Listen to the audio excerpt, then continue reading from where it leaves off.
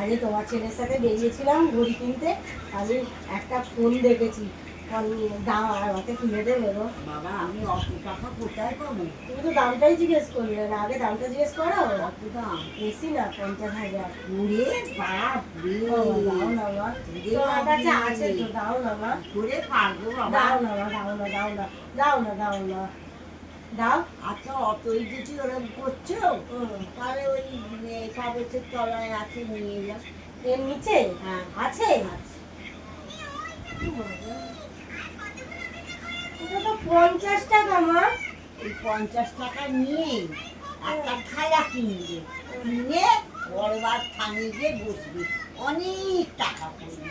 50,000 টাকা পড়বে, 50,000-এর বেশি পড়বে। তুমি আইফোন কিনবে।